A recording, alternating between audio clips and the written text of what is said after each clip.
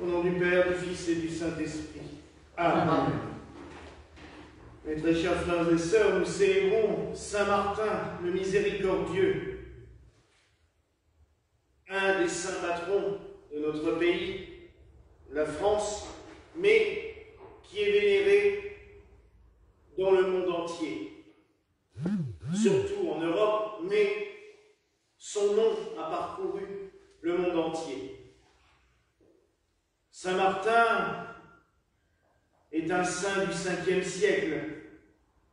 Les premiers frémissements du christianisme ont déjà parcouru l'Europe, mais c'est à cette époque que cela s'affermit sur l'Europe. Saint Martin est né, on peut dire aussi qu'il a parcouru l'Europe, c'est pour cela qu'il est connu comme cela, car il est né en Tchéquie actuelle, tout plus précisément en Poméranie. Il y a d'ailleurs toujours un grand monastère qui lui est dédié sur le lieu de sa naissance. Il devient soldat romain, parmi tant d'autres. On pense qu'il est arrivé au rang de décurion, donc il a un groupe de 10 sous ses ordres. Et on le retrouve nommé à Amiens. C'est là que va se produire sans doute l'événement le plus connu de sa vie, l'événement majeur. Il est appelé par le Christ d'une certaine manière. Près de la cathédrale d'Amiens, il y a toujours un endroit où il y a une sculpture qui représenterait l'endroit où ce miracle s'est produit. Martin croise un mendiant, pauvre, dénudé, dans une nuit froide. Il est pris de pitié pour cet homme. Il prend son manteau, sa chlamyde, grand manteau rouge que les militaires romains portent. Il prend son épée et il tranche son manteau en deux pour en couvrir le pauvre. Comme nous l'avons chanté dans l'introïte, Martin couvre la nudité du Christ, puisque, comme le Christ nous l'a dit, dans chaque pauvre que vous rencontrez, dans chaque personne qui souffre que vous rencontrez, c'est moi que vous rencontrez. Pourquoi Martin ne lui donne pas la totalité de son manteau? Tout simplement pour une règle précise de l'armée romaine, c'est que la moitié de l'équipement était payé par l'empereur et l'autre moitié par le soldat. Et Martin lui donne sa partie à lui, car s'il avait donné le manteau entier, il aurait pu être condamné de lèse-majesté envers l'empereur. Ah oui, vous vous rendez compte, le pauvre empereur aurait été triste d'avoir perdu un petit morceau de tissu, et il aurait pu le faire condamner à mort pour cela. Donc, il a donné sa moitié qui lui appartenait. Cette rencontre va le bouleverser. Il va se rapprocher du christianisme. On ne sait pas exactement où et quand il a été baptisé. La tradition veut qu'il ait vécu une dizaine d'années encore comme cela. Soldat, parce qu'il devait faire son temps, donc respectueux de la règle. Je dirais même qu'il suit à la lettre ce morceau de l'épître de Pierre qui dit « Esclaves, soyez soumis à vos maîtres ». Il doit son temps à l'empereur, il le termine, tout en vivant une vie chrétienne discrète et humble. Son temps militaire terminé, on va le retrouver à voyager. Il va découvrir un petit peu les différentes communautés chrétiennes en Italie. Et en France, il va se rapprocher de Saint-Hilaire de Poitiers, qui est le grand évêque des Gaules, le grand référent, j'allais dire, du christianisme en Gaule à l'époque.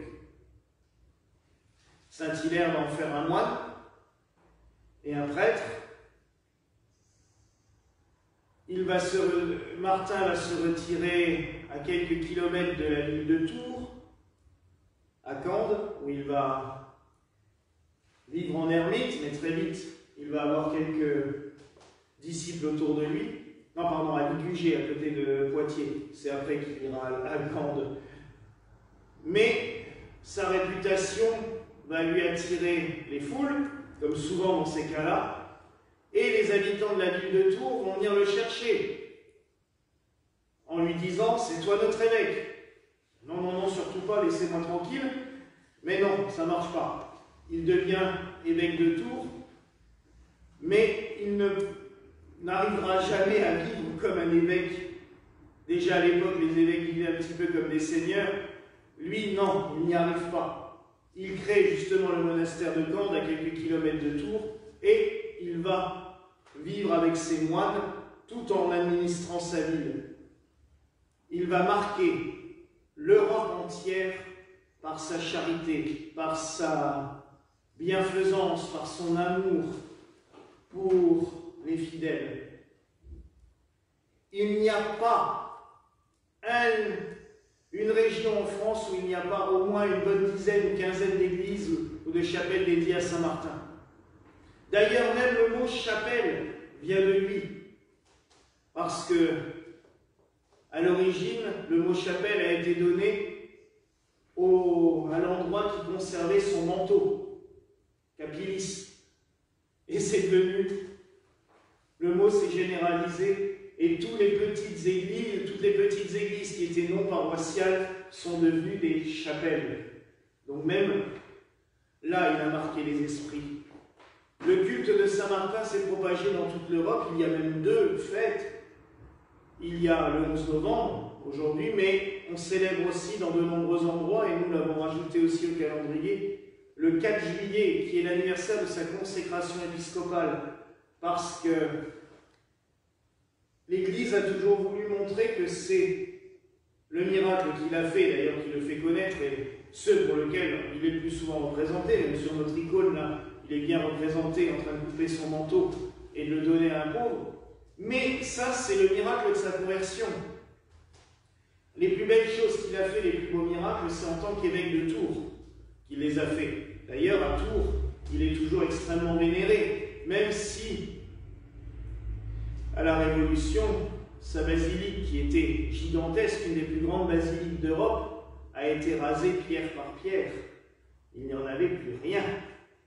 On a même perdu son tombeau pendant plus de 100 ans. Eh oui, il reste de la basilique 2 tours, dont la tour carolingienne qui est encore majestueuse, mais c'est grâce à un homme providentiel au XIXe siècle, M. Léon Papin, qui a aussi fait connaître la Sainte Face de Tours et qui a créé l'oratoire de la Sainte Face, qui a commencé à faire des recherches. Avec des amis, ils ont repris l'ancien plan de la basilique et ils ont commencé à racheter toutes les maisons qui devaient être à l'endroit où se trouvait le cœur de l'ancienne basilique. Et ils ont procédé à des fouilles dans les caves de ces maisons et ils sont arrivés à la crypte où on a retrouvé le tombeau de Saint-Martin. Après, ils ont racheté tout ce qui était autour, ils ont rasé et ils ont fait construire une nouvelle basilique qui ne représente, mais pourtant elle est gigantesque, il a été tout, mais qui est gigantesque, mais qui représente même pas un quart de l'ancienne basilique. Donc, si vous y allez, vous pourrez vous imaginer la superficie de l'ancienne et la magnificence. Et le culte de Saint-Martin est redevenu, j'allais dire, à la mode. Un autre fait que nous devons à Saint-Martin et pour lequel nous devons vraiment le vénérer avec une ferveur toute particulière, et je pense qu'il y est pour beaucoup de choses, c'est qu'il y a 104 ans, un 11 novembre à 11h11, a été validée l'armistice. Elle avait été signée dans la nuit précédente, mais elle devait entrer en vigueur le 11 novembre à 11h11. La paix est revenue sur l'Europe le jour de la fête de Saint-Martin. Comme je vous rappelle que le 8 mai 1945, la paix est revenue le jour de la fête de Saint-Michel-Archange. Une des fêtes de Saint-Michel-Archange. Les deux fois, le Seigneur a voulu redonner la paix à la France le jour d'une de ses fêtes patronales. C'est quand même pas rien. D'ailleurs, toutes les prières de notre liturgie parlent de la paix rendue à l'Europe.